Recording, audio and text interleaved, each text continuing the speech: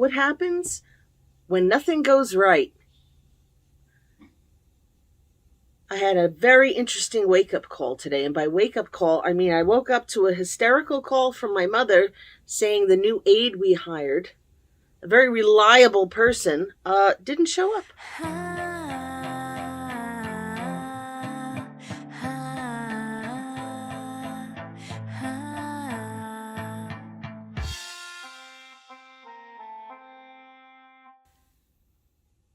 My mom's 99, and rather than put her in assisted living, I devised a system where people come 4 times a day, help her to the bathroom, get her food. She's not a wanderer. She can't walk on her own, so this is an excellent solution. And for the most part, all her aides are very good, and they show up when they're supposed to, and we have no issues. Well, due to a scheduling conflict, we had to get a new morning person. It was one of those miraculous situations where just the right person showed up in just the right way at just the right time. Kind of like a Mary Poppins, this little old Italian lady who absolutely loves my mother. She even called yesterday to say, I was going to bring your mother a Christmas gift. Super reliable. Even likes to sleep over at night, so she'll be there first thing in the morning. Would work through a snowstorm that way, etc. Excellent. Well, today's her second day, full time with us, taking the morning shift. And my mother calls me at 7 a.m. Where's Rosa? What do you mean, where's Rosa? Call Rosa. No answer. Goes right to voicemail. Now, this is a person in her 70s. She just had cataract surgery. But, she's strong. She's robust. She's a worker. It is very unlike her to call out. She didn't to no show us like this. This is not even believable. But it happened. The reason I'm telling you my tale of woe is because I have a lot of sympathy and compassion for anyone who has a lot of people in their house, or even more than one person, or just one person in their house that they take care of. I'm single and I forget that I have this sort of privilege, that I can make my own schedule and I don't have to feed someone in the morning. I have to feed cats, but it's different. I understand that some people have a lot of chaos in their house because they have a family. They have people. So when I say get up early, do your thing early, you would probably have to get up before everyone else in order to have some alone time. I encourage you to do that. Get up before the household is up and do your whatever it is you've committed to. Meditation, prayer, study, yoga, exercise, food prep, whatever. Because I know how it is when somebody is depending on you and multiple voices are screeching and screaming because you're the only one who can do the whatever. So I acknowledge that maybe I wasn't thinking about those situations as I give you advice. So what happened? So I go over there to my mother's. I didn't even put my contact lenses in. I don't know how I drove up the hill. None of my cats are fed. My morning,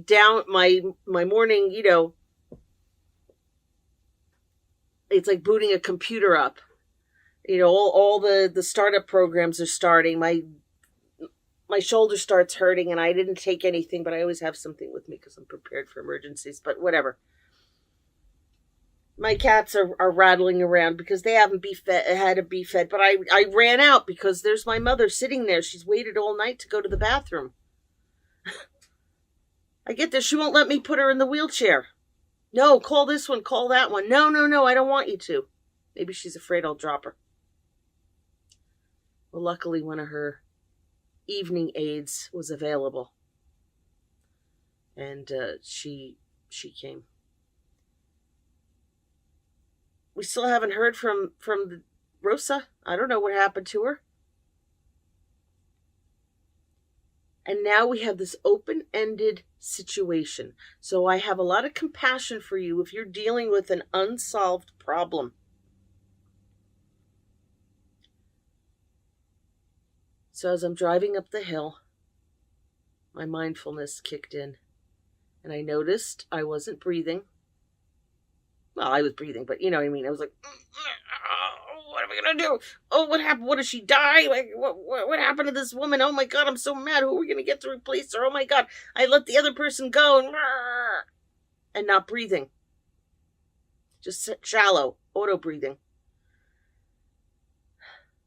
You have to make this a go-to habit so that when you're in a pinch, when you're in an emergency, and your mornings might all be emergencies, I understand.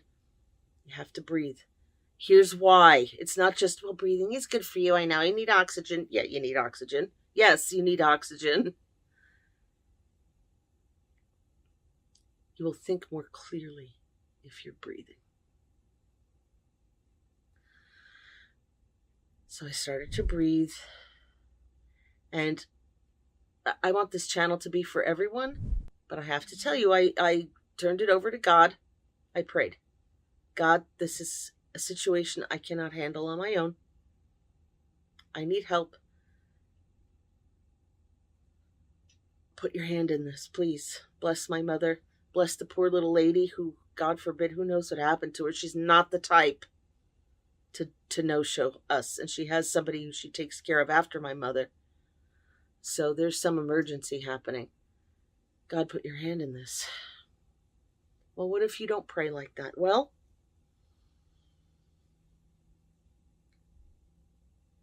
I have faith that things will work out. Have faith that things will work out. Why? Because they always do. They always tend to. Things kind of find their equilibrium. Things calm down. The house gets quiet. Your life gets quiet. Your situation gets resolved. Sometimes time just fixes it. But if you breathe, you'll be able to think more clearly to find solutions for your situation. I don't know, can you hear my outside noises?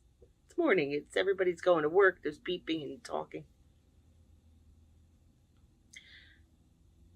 So someone's there with my mom. Her lady, a different lady came to fill in, and I said, well, let me practice what I preach, even though, I have a million phone calls to make, a million phone calls to receive and text to send to try to fill this morning slot now.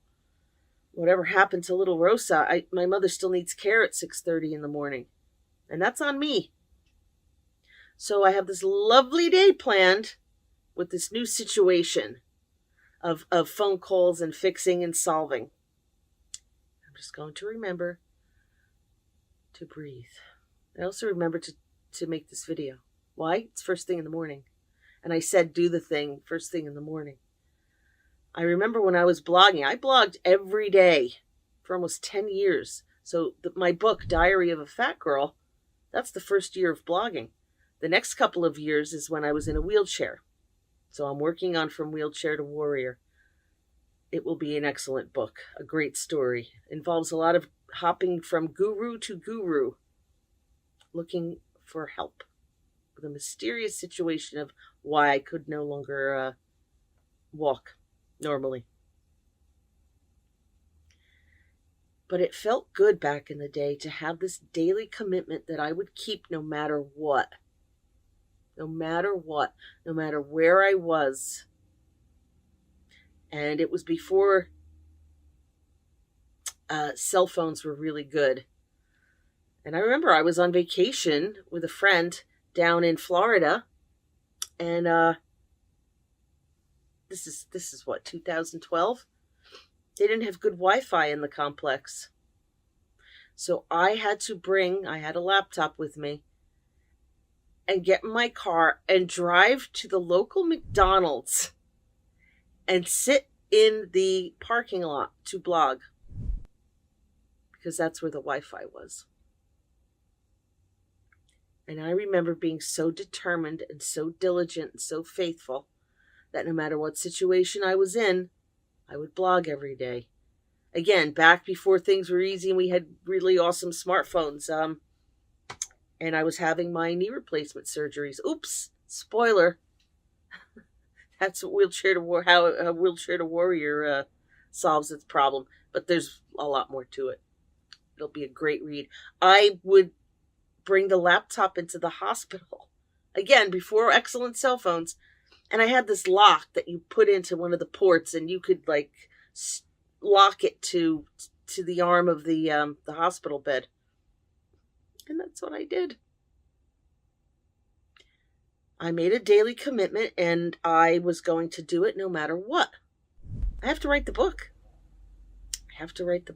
From Wheelchair to Warrior. It's going to be an excellent, excellent story for you. It's got a happy ending. I warriored. But 2 years in a wheelchair was very humbling, and I learned a lot of lessons. So if you pray, please pray for me and my mom. I hope the situation resolves.